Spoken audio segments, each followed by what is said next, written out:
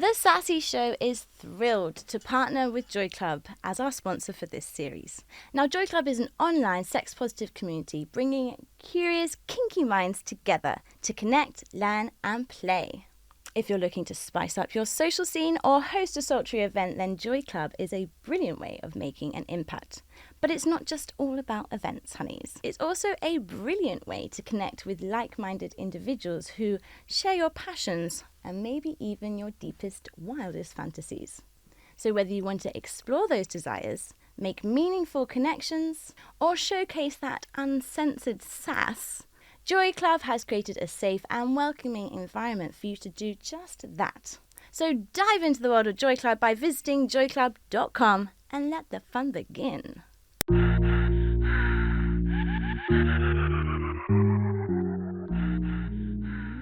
Hello and welcome to the Sassy Show. You're listening to Forever Adulting with myself, Bethany, aka Sassy, and my co-host, Asha. Hey, honey. Hi. And in the studio today, we have a very special guest. It is Jared Philippo. Hi, Jared. Hiya.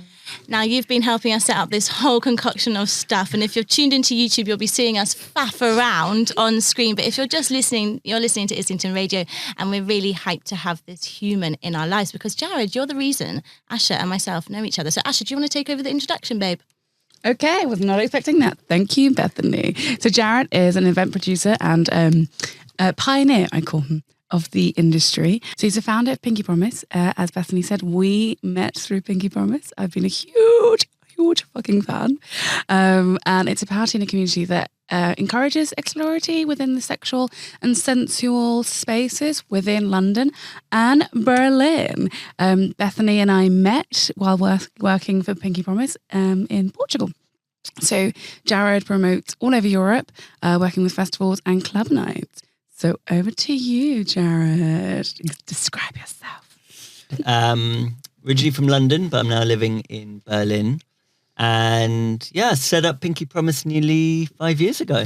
Yay! And my role within it is I'm the kind of creative producer, and I do a lot of the bringing together the wonderful beings involved in building it all up, including you two. And yeah. Oh, yeah, because you have many strings to your bow. And I know you started back in this industry as a youngster, Jared. You're still young, babe. Let's not get it wrong. But We're the same age. We are. We're all young. But yeah, way back in the day. So I'm wondering what your stepping stones were to getting to the point of being like, I want to bring people together to feel comfortable enough to explore their sensuality. You do loads of workshops at your events as well as amazing cabaret. But yeah, I want to know what your direction was. What got you into this line of work? So it all started actually when I was 15. Yay! Young'un. I was we were dancing to S Club 7 and you were doing club and I was nights. DJing in strip clubs at 15. I used to DJ at a strip club in Bethnal Green during the heyday of the MySpace days. And yeah, really, I think I was quite exposed from a very young age to spaces of radical expression, fusing artistry with sexuality. Not that my parents knew anything what I was actually doing when I'd leave the house or sneak out. Is that a caveat for social services? Yeah. I think I was from a very young age involved in these environments and kind of putting on parties. I used to put on squat parties in Hackney Wick, and I don't know. I was always involved in bringing people together through different kind of mediums and platforms. I mean, at the time it was MySpace, and the way I would invite people in is, do you want to have one night of, I mean, I didn't even know what it really meant, but I said radical hedonism. And I didn't even really know. I just saw it as a buzzword and I liked it. Well, we fucking love it. It's such a great buzzword. My DJ name was ADHDJs at the time. I love that. That's my favourite thing about this story. But yeah, that kind of grew. I grew out of that. Still have ADHD though. And when I then got to university, I was putting on events called Gypsy Disco. And this was the catchphrase of it was sing, dance and get naked. And it was, I guess I was working a lot with immersive theatre at the time. And so kind of what became before Pinky Promise, but really with the same format, there was a lot of cabaret shows, there was interactive theatre, there was live music, lots of decorations. And I think what I have always enjoyed putting on are kind of festivals in clubs. So bringing together lots of different artistic mediums, uniting people around one, I guess, unified sense of joy and ridiculousness. And obviously I was doing a lot of clowning as well. So kind of bringing that kind of component of being the fool for the night. And I guess the component that came in with Gypsy Disco was people would often just get naked, and it would be done in a non-sexualized way. So I would also sometimes be DJing naked. And That was before we knew, unfortunately. yeah. Unfortunately, it's those days are not far gone. But maybe I'll get booked to DJ naked. But yes, I was doing these events for maybe about 12 years, and what was happening throughout that time is I was also working a lot within sex parties, providing a lot of performances for them, or kind of production support, and also just going myself. And I was very much more drawn to the kind of burner scene, I guess. Maybe for the listeners, it was kind of more parties that kind of share the principles around Burning Man, around radical expression, and kind of acceptance of all folk there, and celebration of bodies and beings and sexualities, and really. And then I was also working at Field at the time as well, in the events department, and that kind of then The app? the app. From there, I then pivoted from stopping my own events at Gypsy Disco and really wanted to start formulating an event that I felt was calling more to my own needs. And I knew a lot of friends at the time's needs, where they wanted to go into an environment or party, be able to kind of dress as flamboyantly with a lot more color, a lot more like, I don't know, creativity, I would say. But maybe also be in an environment maybe that sexuality can be celebrated, but they don't want to be sexualized. So this was kind of the core tenet of Pinky Promise when it first started in a warehouse in Manor House, was we're going to create a sensual party where the same components that have existed that I love is cabaret shows, there'll be workshops, interactive games, and again, I love with decorations. And actually at the time there wasn't a playroom, and I really wanted for people to explore and be creative with how they navigated intimacy beyond it just needing to be about penetrative sex. And I mean, it's evolved a lot since then. Wow, what a journey. What a journey. Changing, sort of developing the ideas, but obviously development comes with critique. How have you managed to balance critique? Because at the end of every night, poor Jared is completely like enveloped by people just saying this and this and this and this and this. And obviously your DMs are full, your emails are full. You've got how you want your nights to feel and be. How do you balance all of that? Because I've been doing events for so long, I really don't take any feedback personally. I really just show, I've got one foot in creating these events, and I have a big foot out just existing in this world. I think that's where I've really drawn on this kind of fine balance, where Pinky Promise, for example, is a form of my own expression and my desire to create such sensual, playful, colourful spaces. And in doing so, I know people are really going to be bringing in their own lived experiences when they arrive into this space. And I'm never going to be able to control people's night, in terms of like their own expectations. They're always going to come with their own needs. So I'm always super open to just hearing how people experience a night. What were they disappointed by? What do they really love? And as I said, there's a lot. I get always, we also send out a feedback form after each event, and I get hundreds, and it's amazing. I'm really appreciative of people taking that time and consideration to tell me how it is that they experience my creation. But in doing so, I also know what my own principles and my own kind of values are for the night. And I think working obviously within production, I know what's possible, and I know what is just would be wonderful to have, but we're always going to have limitations, in terms of venue, infrastructure, or things like that. But yeah, I love feedback. I love always being kind of, if you're never open to being criticized or critiqued in terms of your creation, then you're never going to evolve and adapt. And I think for me, this has always been the most important aspect to Pinky Promises. I always have to take on board, what are the needs of our community? How can I evolve that to, in a non-corporatized sense, but it's like, how can I meet the needs of the community? Sure. But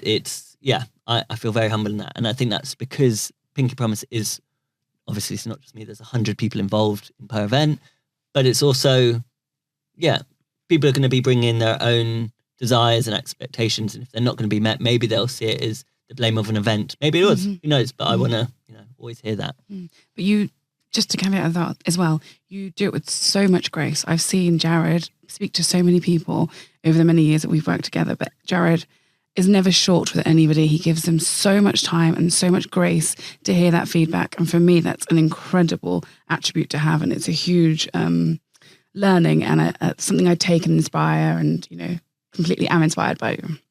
Thank you. I feel like it takes a lot of patience to be that way. We don't have. I lack that patience. How would you describe the sex positive industry at large, like from parties to workshops? And how would you say for someone like me who's wanting to take a bit of a breather out of the kinky world, is there still space for us to occupy? I feel the space that Pinky Promise takes, or what I always have tried to kind of create with this environment. I mean, I kind of frame our parties very much around soulful intimacy. And in doing so, it's like an expansive way of how people can explore pleasure, love, relationships, sensuality, healing, and allyship. I kind of use this as a kind of a bracket within that. And I, when we set up Pinky Promise, I also didn't use the term, it's a sex positive party. I feel it's also kind of I would find it was just being thrown around a lot, and actually kind of a lazy way. Everything became sex positive. And I was like, what does that, even mean? And I think I remember having a discussion with a friend and she, they were sharing how they don't particularly like the term because for people who have had negative experiences regarding their own sexuality or relationships, they wouldn't be able to, or, maybe they don't consider themselves sex positive. Sure. And so I was like, okay, that's, it was such great feedback for me because I wanted to make sure that these environments, regardless of wherever you are on your journey, you're going to be able to step in and your kind of desires or needs or kind of curiosities will be able to kind of be met in the way that, okay, you can come up and just be there just for the music, or you can just be there to enjoy the process of building a costume for yourself. Or we're going to have a lot of workshops there that allow you to connect with other strangers within the space that are not all around maximizing pleasure, but actually fostering kind of a deeper, more playful, intimate connection with others. Or, we'll have this cabaret show. So you're just going to be going there just for this whole kind of spectacle. There were so many other facets there that really didn't just lend itself to being like, this is a kink party, this is a sex party. And as I said, it was actually only until I moved it to Berlin that we then opened up our kind of soft playroom to actually be a decorative play space with the furniture and a lot more open to what was permitted within that environment. So actually people would be able to go and, the intentions of Pinky Promise, as I said, was to kind of just to feel sexual within yourself, not based on anyone else's impressions on you, but really how you feel for yourself, and to feel permission to even allow yourself to explore what that meant for you. Does that mean flirting with others, or does it mean kind of wearing just kind of sensual attire? Does it mean participating in a workshop about impact play, or is it just simply just to see off to flirting? And there was such an expansive way I wanted these spaces to be. I really didn't want to limit it down just the one route of like, this is a kink party, because actually I think that's really more about what people bring as their intention for the space. Some people really go just for play, or some people just go just to meet others within this kind of sphere. Others just go because they are, I know quite a few people who've like just come out of a relationship, or they were struggling in their relationship around intimacy, and they thought this would be an environment that they could kind of feel more back into their eros, their desires. And so the people, as I said, come with so many different like questions and needs for this environment. And I think it's also based, taking that self-initiative to step in and be like, what do you want from this? What do you think you want when you go to a Pinky Promise party, Asha? Me? Oh my God. Oh, a lot.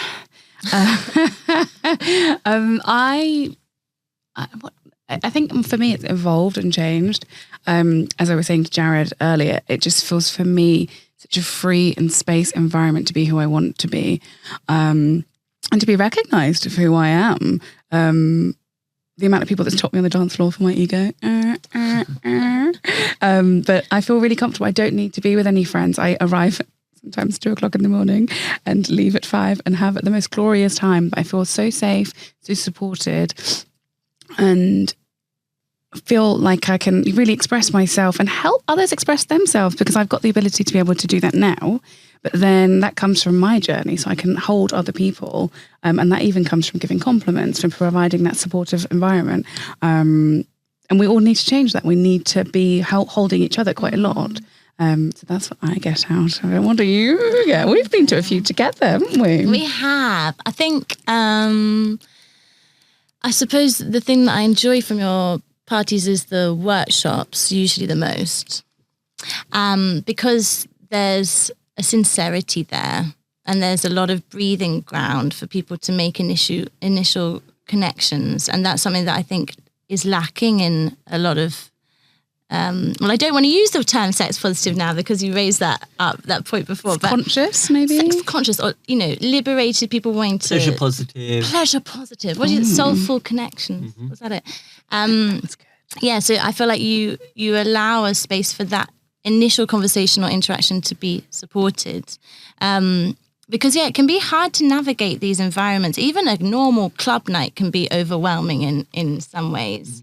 There's a silliness to yours that is just so delightful. And Jared is such a great DJ as well. Yeah. So if I ever feel lost, I just know when to ground myself, and that's at your sets. All the time. All the time. How do you ground yourself, Jared? I mean, Asha talked about your patient, attentive care that you show everyone who comes through to the events or works for you. How do you show that for yourself?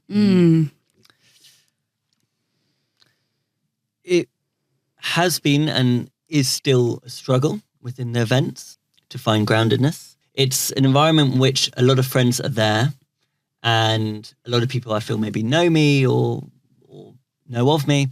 And so there's the role of just kind of running around always with a lot of things needing to be done or to sort out. I mean, I'm very blessed to have such a great production team on the night. As I said, there's 100 people involved per production that are kind of overseeing everything from the decorations, the build-up, the safeguarding from the door to the stage managers to the venue staff. And there's so many people involved. And my desire in that is always to kind of be checking in and overseeing everything. And in doing so, it just means what often people see me at these parties is just running around. I think the majority, friends know, it's like, approach Jared just with a hug, with a kiss, and then send them on their way. Or like me, Jared, if you need any help, please let me know. I'm absolutely gone out of my head, but I'm like, anything you need, I'm here for you, babe. Don't worry. I love it. There's the a lot audacity. of care. There's a lot of care and love, and I think for me, there's, I think where my groundedness really comes in when I'm finally alone when the event is finished. I feel, I feel very rooted in my capacities on the night that fortunately everything seems to always be going, touch wood, always going to plan. We build a very thorough production kind of template to kind of adhere to. I think because I've been doing this for so long, I don't just do these parties, I also do festivals and other events. So within this event itself, it's very breezy, but I think where I'm learning more to come back to myself is how to nourish myself outside of parties. As I said, I've got a foot in doing these events and they're mega, but then also when I come back to my own life, it's navigating, being in spaces that are kind of more suited for my nervous system and kind of, I moved to Berlin during lockdown, and I feel kind of returning back to actually Berlin. I think whilst many people might see it as a city of like intensity and immensity and just parties, actually for me it's like the most grounding, calming, nourishing, enriching environment that I've ever lived in. And so I feel I balance between this kind of London energy of return. I've got like high intensity, fully booked, point of view. It's squeezing in no names, podcast. Squeezing a little podcast before my flight in literally an hour. Oh, I thought it was a meeting. I was like, Jared, you can cancel the meeting. We're more important. It's a bloody flight. It's a flight. I think it's, but I need both energies. So I find groundness, within myself and also the people that offer me that care and support. You talked about that one foot in, one foot out. How would you summarize like what the foot out looks like? Who's Jared on another day? That's a good question. Thanks, Asha. It was something I actually struggled with my the previous event around. I think I was also the stage host, and there was an aspect of having a character on stage that would kind of permeate off stage as well. And I wouldn't say it was like a loss of identity, but I felt a lot of people would often see me in this heightened like loud and expressive and, taking up space in this kind of performative realm, performative role, and also being the manager, the host, the organizer, the entertainer. And when people would see me outside of these events, they would still try to think that's my energy. And I would sometimes play into that. And other times I would just struggle like, I can't relate on that level, Is this why you go incognito at festivals? Absolutely. With a balaclava. I literally... at festivals it could also get intense. I did go literally full in disguise at Shambhala. And so when I have now kind of found, drawing on balance in my own life, I think it's very much being around people that also know me, obviously through events, but also know me in many different realms, and that's usually in a kind of a lower frequency. Just going to the park to play chess, or just going to water climb. I don't know, surrounding myself with people that are maybe in the scene, but also don't care at all that I am like, head of Pinky Promise. Because I think there's also this thing that everyone always loves to know, who's the founder. I was like, I never care. I never wanted to center myself at all in this space. There's so many other voices and people that I love to platform a lot more. I like to kind of take, the realm of like giving that environment and that space that a lot of people have more nuanced opinions on these topics. And I want to give that space. And of course, I'm always happy to kind of be talking from my own lived experience, what came to be Pinky Promise. But I know, for example, Pinky Promise is not me. There's a lot of other people involved, and therefore I don't wish to kind of take that center stage. So I also surround myself with people that couldn't care less that I do Pinky Promise. It's like, oh yeah, you do that thing, cool. Whatever. Because you've got so many caveats to your personality. I want to put in a story of how I met you, and this is really embarrassing because I haven't told you this ever before. But I met you at a workshop, a virtual workshop. And I can't remember which one it was, but it was during COVID. And this is how I found about Pinky Promise, because I was like, who is this hot person on the screen? I'm going to search on Instagram. Just get off my system. There's two questions that come from that. What motivates you now to continue running Pinky Promise? And what are your other aspects that you're motivated by in your other aspects of your life? You are... a person of so many different characteristics and different nuances, as you mentioned. Can you talk to us about your future plans for Pinky Promise and yourself? Thanks for sharing how you found me during COVID. Instagram store. Oh my God, I've never said this to you. Well, it's funny because it seems like a contradiction to what you were saying, right? Of like people accepting who you are and being your friend beyond your online presence or your party presence. But actually I feel like still using social media is a good way to be like, I like the look of you. But you know what was actually interesting? So just for listeners on COVID, so we did one event before lockdown, before COVID, sorry. We launched just before COVID.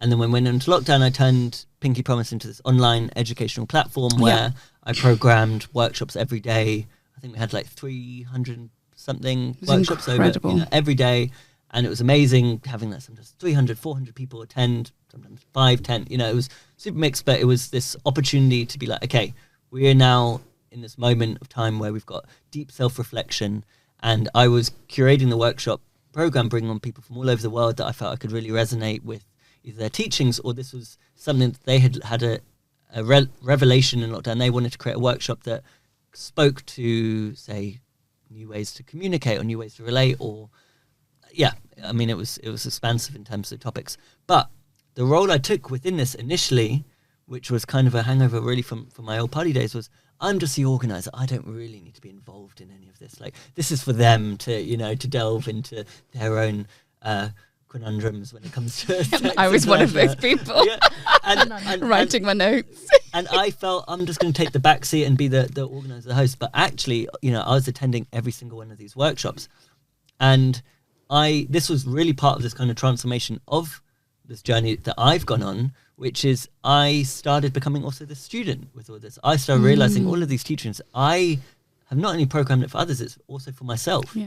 And so I started actually showing up, not trying to take any role or like space of like as a host, but really, I was also there early notes. So and I realized that's my way of kind of breaking through this identity of like, there's no bravado about me. There's no kind of like, that's us. It's like, oh, he's also there right notes asking questions to facilitator, like, how would you communicate this if this is how you feel? I don't know. Like for me, it was really integral doing this. That I don't like to be put on any pedestal, really. Like it's for me, it's so much bigger than my own experience. And I think this is what I hope kind of permeates into the space of kind of we're all welcomed wherever we are on this journey.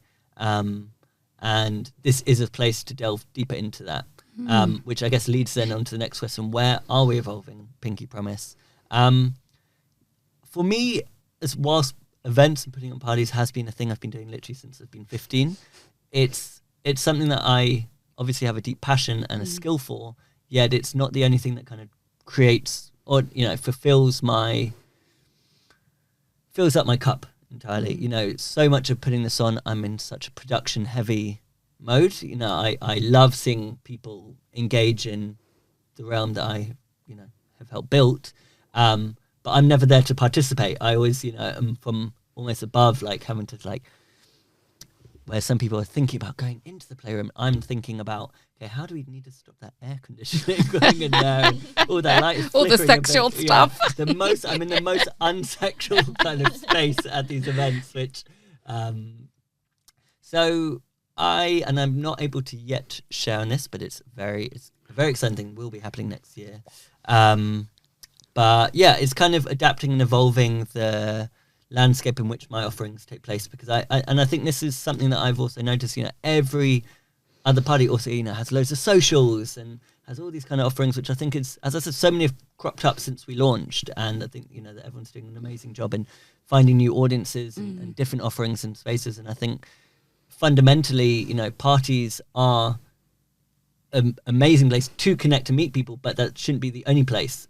Same as the socials, I think it's something that you were, leaning on actually you're stepping out of these environments because you're actually searching more for kind of more deeper connection. And this is also where my desire to help facilitate or foster these kind of environments away from something so big, because as Pinky Promise has grown exponentially over these years, not in terms of like we're the big guns or things. It's just like we only do 3 events a year.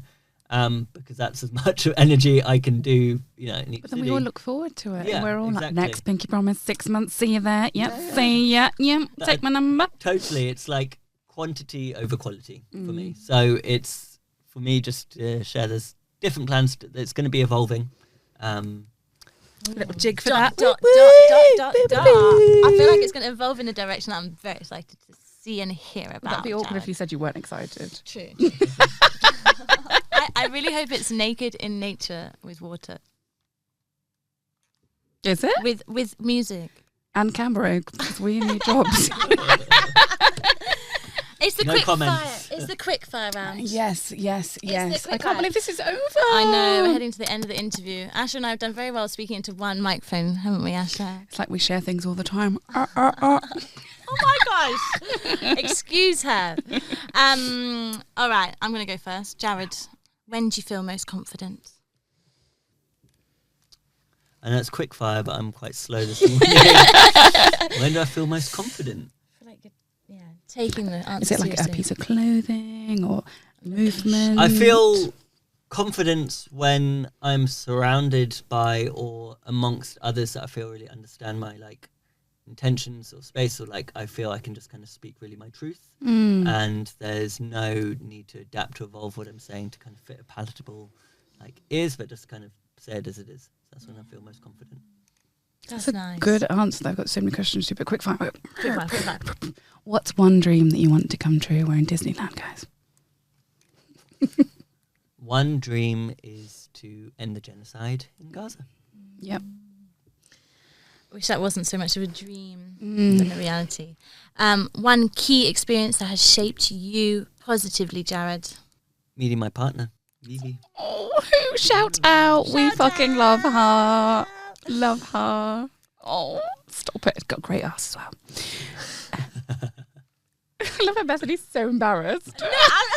I'd say it to the both of them. I'm like sexualizing Vivi. She's got loads of other skills. True. It's very, very true. And she did a beautiful water therapy with me. Okay, done. Talking about groundedness, I think just back to even like, Vivi, it's like having someone also, like Vivi that gives me the space, after each event when so many people are surrounding me, Vivi kind of like takes my hand and gets me out of that space, and then like we're in like silence. Yeah. There's actually a moment.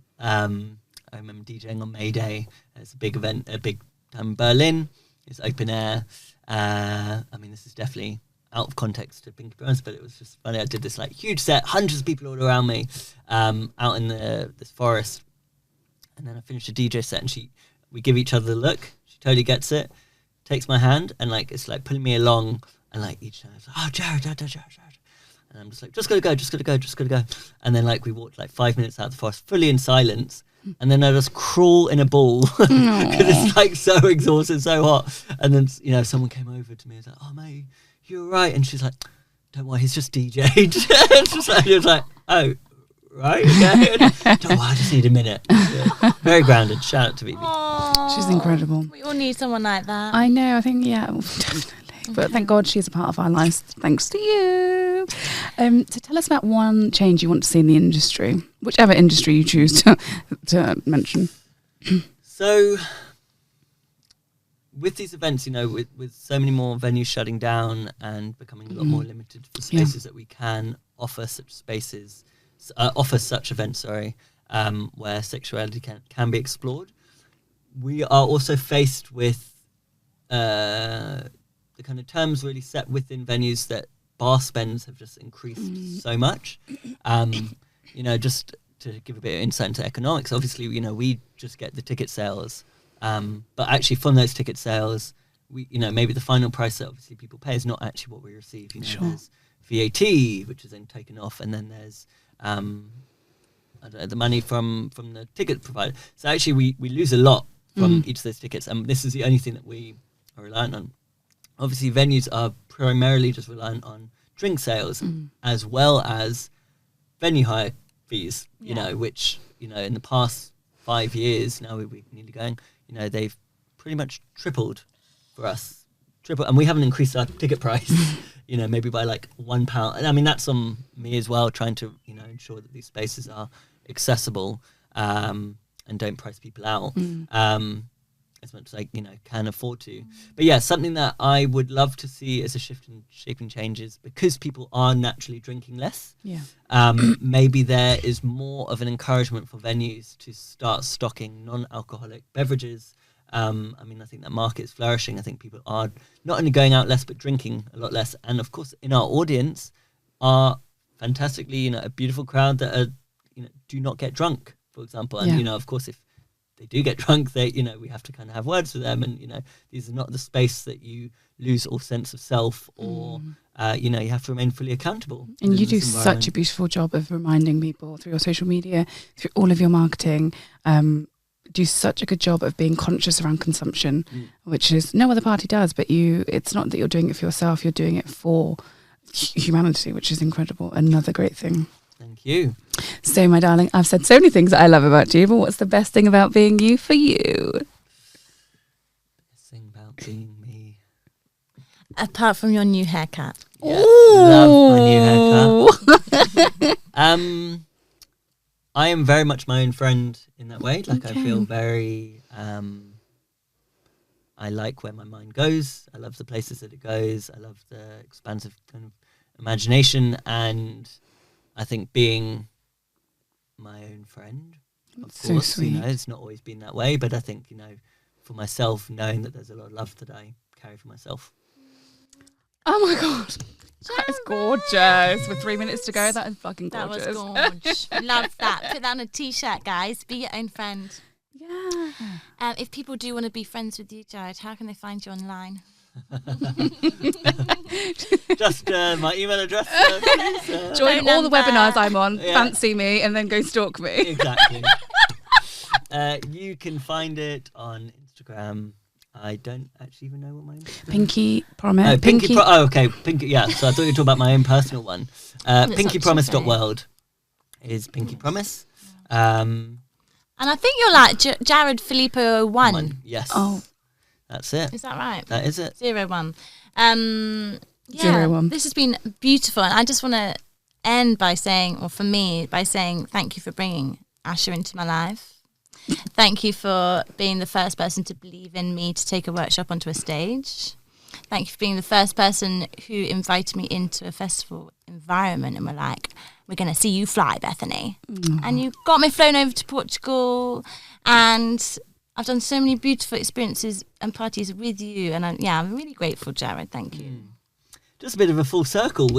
I remember when we arranged our phone call, years ago, and you're like, this is a journey that you're starting, and these are kind of the spaces that you're wanting to start tapping into and talking about your own journey regarding like your body and like your form of like trying to find acceptance within that. And I remember I was just in bed, just like we were just chatting in the morning. We had a morning call and we didn't know each other, but I had such a wonderful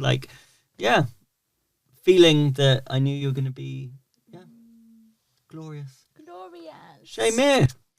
Oh, well, I was like, when am I going to get involved? Yeah, same here. You just stalked Jared online. No, but I've had such a weird journey as well that we don't have time to share. But on my behalf, I say this to Jared all the time. I check in just to tell you how proud I am of you, of who you are, what you've done for us individually, what you've done for the community, what you've done for the people around you. You represent so much to so many different people in so many different ways. And I'm just so grateful that our paths have crossed. Yeah, you've changed our life in so many different ways. And I just don't know how to even express them in words. So I'm just doing it with really weird noises.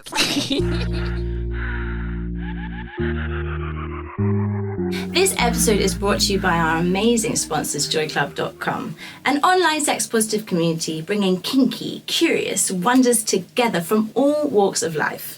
Whether you're looking to spice up your social calendar with those hottest events, share your steamy thoughts and ideas in their lively forum, or set out for a search for that hot date, Joy Club is the ultimate destination to connect with those like-minded individuals. Creating your profile is easy, and it is the perfect way to showcase your unique vibe. Share those sassy photos and explore topics that excite you, and dive into the welcoming community where learning, exploring, and pleasure is encouraged. So if you're ready to bring a little extra excitement and joy into your world, head over to joyclub.com and join the community today.